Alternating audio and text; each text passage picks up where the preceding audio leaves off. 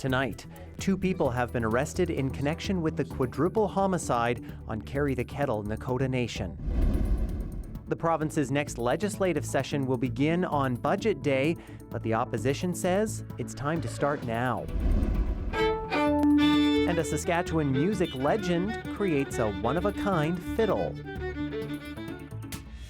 This is CBC Saskatchewan News.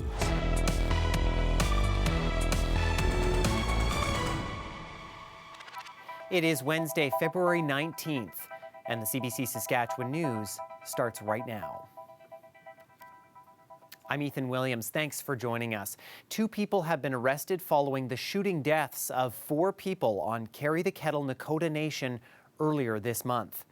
RCMP say an investigation led to the arrest of 18-year-old Darius Reset in Yorkton on Tuesday. He faces 4 counts of first-degree murder. A youth who can't be named due to their age has also been arrested. RCMP say charges will likely be laid against them as well. At a news conference Wednesday, RCMP said they did not issue an emergency alert during the incident because they felt it was not necessary. The determination in terms of doing a dangerous persons alert or an alerting of that kind was made right at the onset of all these investigations unfolding, and it was a continuous risk assessment that we were determining whether there was an imminent threat to the public at that time. So while it was happening sort of at a specific point in time, it was also happening as we continued on. But once we were able to get further information that we believed it was targeted, we did not proceed with the dangerous persons alert at that time. RCMP also confirmed an incident that happened on nearby Zagame, Anishinabek the same day was not connected to the Carry the Kettle homicides. Tracy Hotomani, Sheldon Cusance, Shauna Fay, and Terry Jack were all shot to death in a home on Carry the Kettle on February 4th. Reset is scheduled to make his first court appearance in Yorkton on Thursday. Regina police are investigating the city's first homicide of 2025. It happened here across from Carmichael Outreach on 12th Avenue. Police were called to the scene Tuesday evening. A 46-year-old man was pronounced dead at the scene. A 39-year-old man, Dennis Hotomani, is now charged with first-degree murder. He'll make his first court appearance Thursday. In a statement, Carmichael Outreach says it is reevaluating its safety protocols for staff, volunteers, and everyone it helps. The nonprofit says staff are shocked and saddened this happened, and their thoughts are with the victim's family.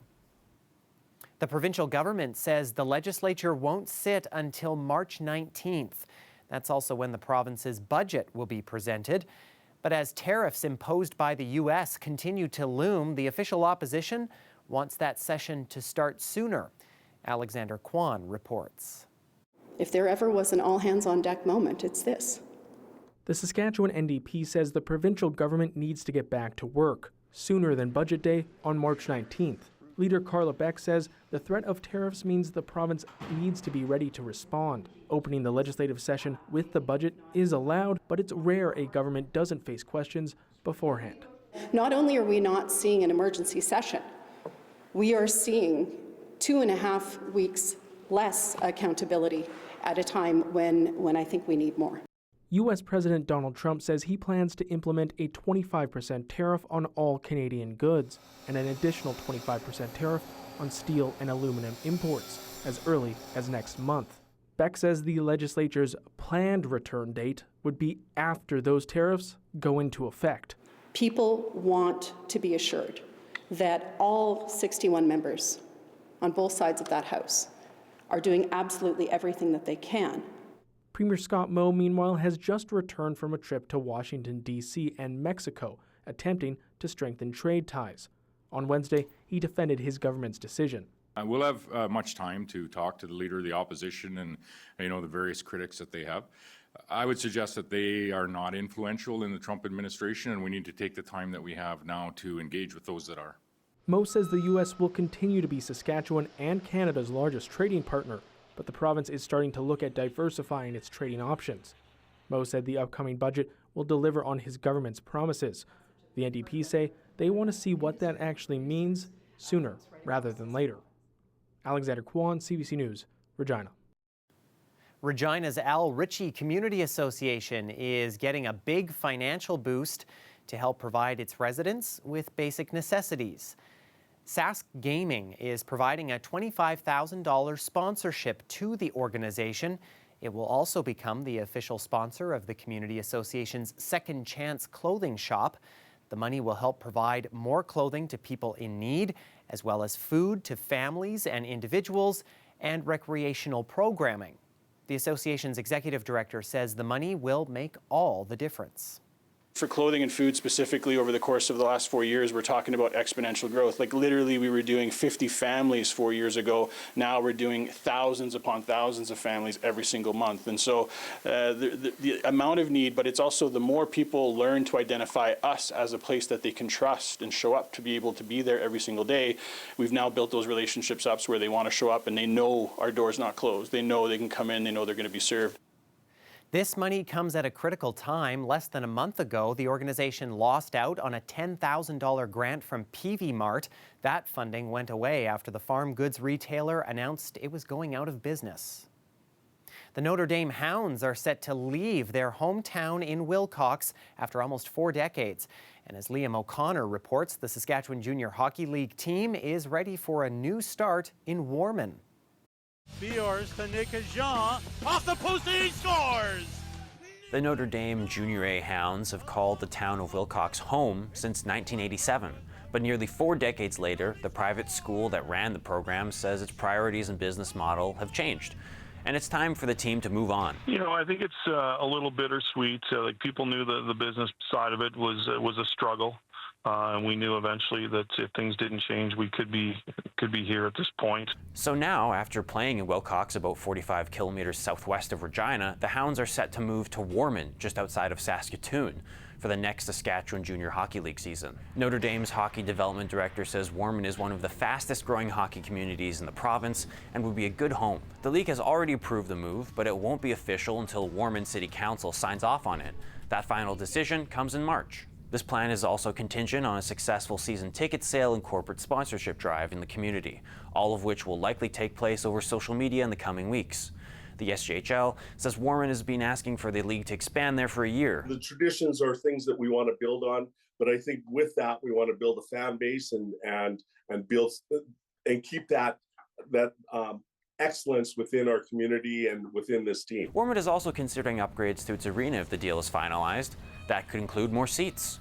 The SJHL commissioner is hopeful the Hounds land in Warman. We've held our SJHL showcases there probably for the last 7 or 8 years, and we always are really embraced by the community.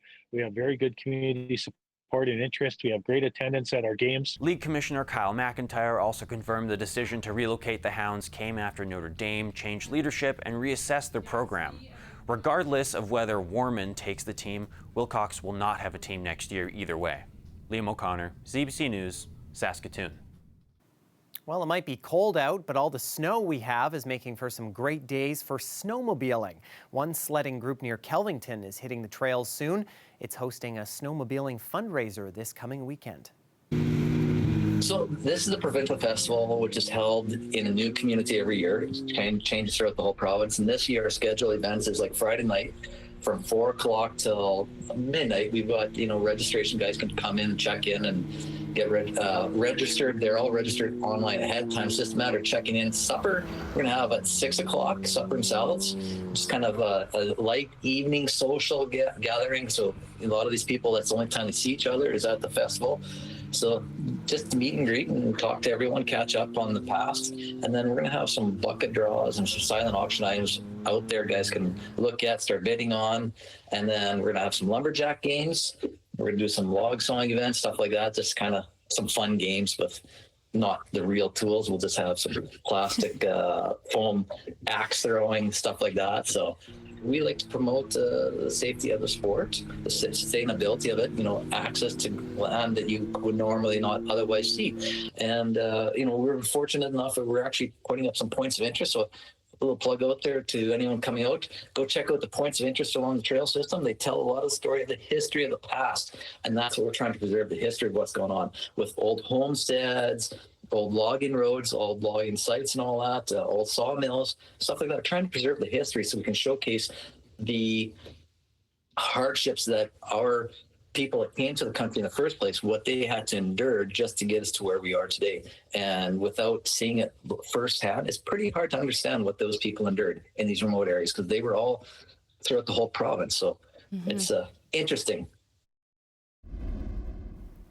Well, it is just as cold as it looks out there on the South Saskatchewan River in Saskatoon. But the end of this cold snap is in sight. Extreme cold warnings are still lingering, but not for much longer.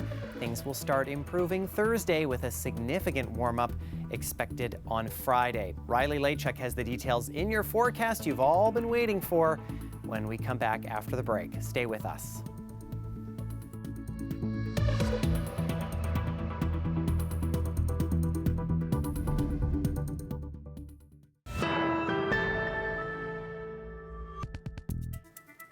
Welcome back. It started as a routine flight from Minneapolis to Toronto with 80 people on board, but it all went wrong during a hard landing at Toronto's Pearson International Airport Monday.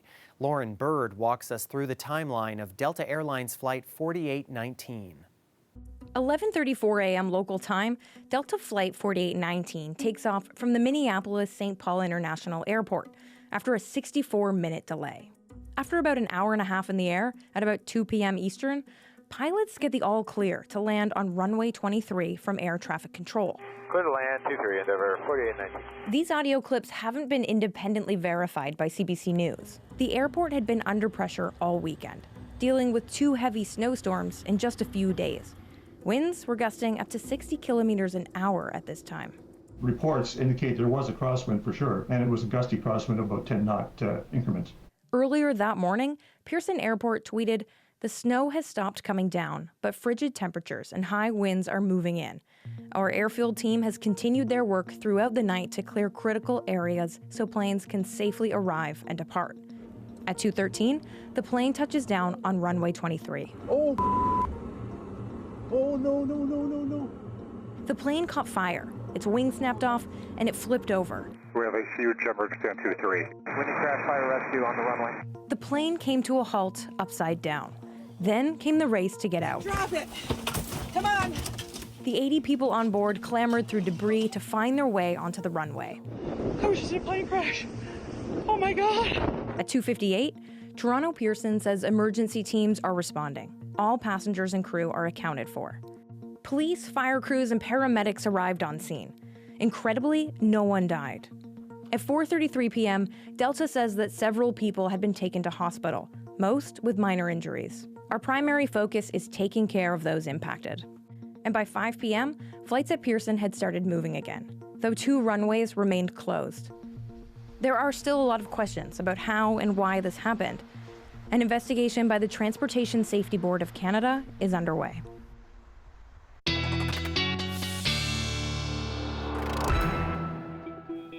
Well, yes, it is still cold outside in Regina as we look out of our tower cam here over the Queen City, but there is warmer weather on the way. We promise it is coming. Riley Lachuk has all the details in his full forecast now for us. Hi, Riley. Well, thanks, Ethan. There is a light at the end of the tunnel, and I think I can probably start to feel the heat from that light already. We'll talk about that. First, though, let's dip into a few more weather records. These are from Tuesday morning that just came out into the early morning hours. Looking at minus 43 Tuesday morning in Moose Jaw, breaking a record from 1903. Estevan, Saskatoon, also breaking records from 1903. Outlook, Rosetown, below minus 40 as well. Near century-old records for some locations. I know there were a few more that were broken across the province, but those are just some of the notable ones. One more night of extreme cold warnings, looking at wind chill values below minus 40 for south and central. This is frostbite on exposed skin in minutes. There is a little bit of a warm-up starting to happen already. You can sort of start to see that on our upper level winds. So that area of high pressure that really kept us cool has pushed down into the States. And that, combined with the polar jet receding a bit further north, has allowed a little bit of warmer air into northern parts of the province. And what that has done has brought us temperatures minus 15s for places like La Ronge this afternoon. Regina, the best we did through the afternoon hours, minus 24, minus 21 in Saskatoon. So as we see things changing to a more southerly flow, we'll start to introduce a bit more cloud cover as we get into the day on Thursday. Even the chance of a few flurries, places like La Ronge and north as we get through the afternoon hours on Thursday. But as we head into Friday, we start to introduce a little bit more cloud cover and even the chance of some flurries once again through north central parts of the province, even as far south of South Saskatoon, potentially getting maybe a few flurries early into the morning hours on Friday. For southern parts of the province, though, what you will notice through Thursday definitely will be the winds gusting up to 50 for places like Regina. Could even see some stronger gusts through Assiniboia into Swift Current to that southwestern corner of the province. So certainly looking at some gusty winds tomorrow. Those do start to die off as we get into Friday. But the weekend is a bit of an interesting situation, which I'll get into here. So for Thursday, minus 14 for Regina, south winds 30 gusting to 50, up to the freezing mark by Saturday. But we introduce a bit of cloud cover, and I'm watching an area of low pressure out of Alberta that could bring us some snow or some rain through the later part of Sunday for Regina at +4, and then back down toward freezing into mid next week. For Saskatoon, a bit of a better chance of that snow or rain, minus 12 for Thursday. There's that snow-rain mix potential for Sunday. More on the rain side with that high of +3, Ethan, and then also dipping closer to the freezing mark by mid next week. Yeah, I can feel that warmth already. Thanks so much, Riley. Well, John Arcand is known as a fiddle legend in this province, and he's approaching a major milestone in his fiddle-making career. Nicole Leverne-Smith now with how he's marking this golden moment. My goal was to build 100 fiddles. Yeah, to leave a kind of a legacy. John Arcand has been crafting fiddles for almost 50 years, and he wanted to make his 100th unique. So he decided to create a real golden fiddle. There's probably 50 or 60 fiddle makers in the country, but nobody ever thought of that. The project took about a year. He built the fiddle and carved out where he would inlay the gold pieces that a local jeweler helped him bring to life. And these are my initials. Jean-Baptiste Arcand is what my name is. John Arcand is known as the master of the Métis fiddle, one of the most well-known and decorated fiddlers in the country. In 2008, he received the Order of Canada. He's composed more than 500 tunes and has 17 albums to his name.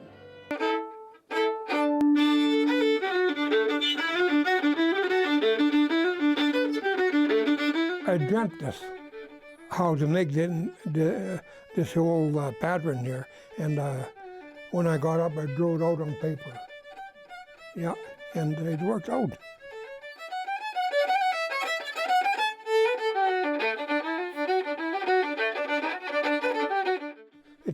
It sounds really good. Yeah, so that's another.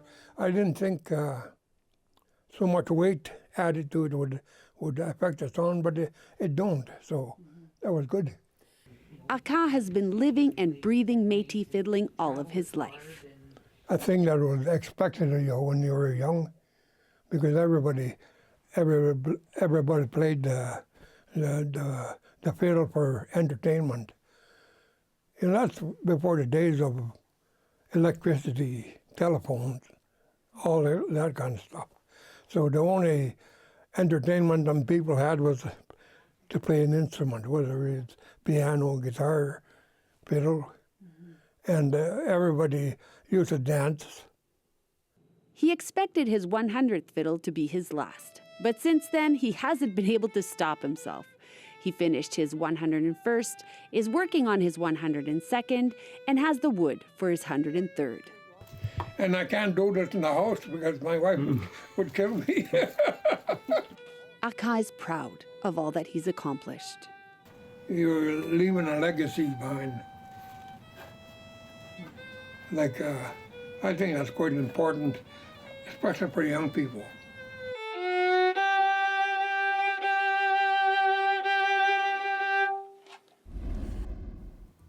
Well, it's been 4 years since NASA's rover Perseverance landed on Mars. Percy, as some call it, is on the red planet collecting rock samples and searching for signs of ancient life. And its latest find has scientists sending the rover backtracking to collect more samples. The team's excitement is over this rock texture that looks like cookies and cream. The pattern suggests possible evidence of water in the distant past, and they could be the oldest rocks ever found on Mars. Stay with us. We're back after the break.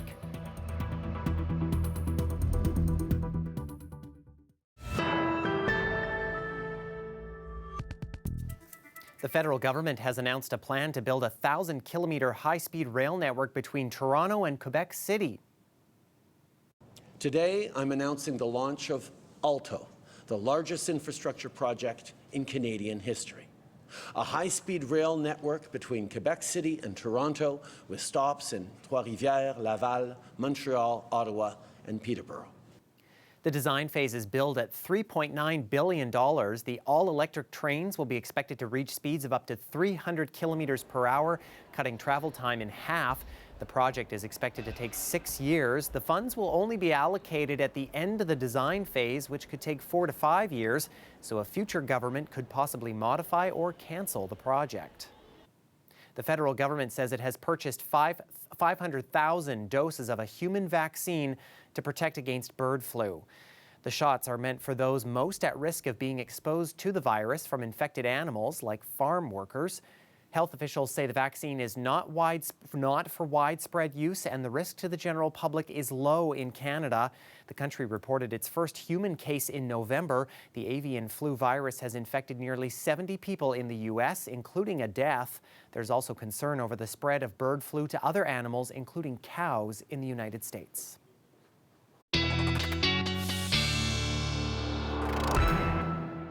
All right, one more cold night ahead, then things start to turn around for most of us across the province. Clear skies again tonight, a bit of cloud cover maybe here and there, but by and large, temperatures, at least on the eastern side of the province, close to the -30 mark again. Could feel closer to -40 with the wind chill. The further west you go, the warmer the temperatures are through the overnight hours. Pelican Narrows -28, La Loche -23 overnight. Looking at mainly cloudy sky through northern sections tomorrow. By the time we get into the afternoon hours, though, we do start to see that chance of some flurries rolling through places like La Ronge through the later afternoon into Uranium City as well. Nothing real accumulating, but certainly could pick up a few flurries or some periods of light snow here and there. Another cold start tomorrow. -14 though, first thing in the morning for Maple Creek. That warmer air starts to push in, minus single digits in that southwestern corner by the time we get into the afternoon hours. And Ethan, looking at temperatures right around -13 to -15 for most of us tomorrow afternoon. Yeah, I'll take that cloud cover even if it means warmer temperatures. Thanks so much, Riley. And that is it for us. For more news anytime, you can always head to cbc.ca/Sask or subscribe to the CBC Saskatchewan YouTube channel. You can also download the CBC News app on your smartphone or tablet. Thanks so much for watching.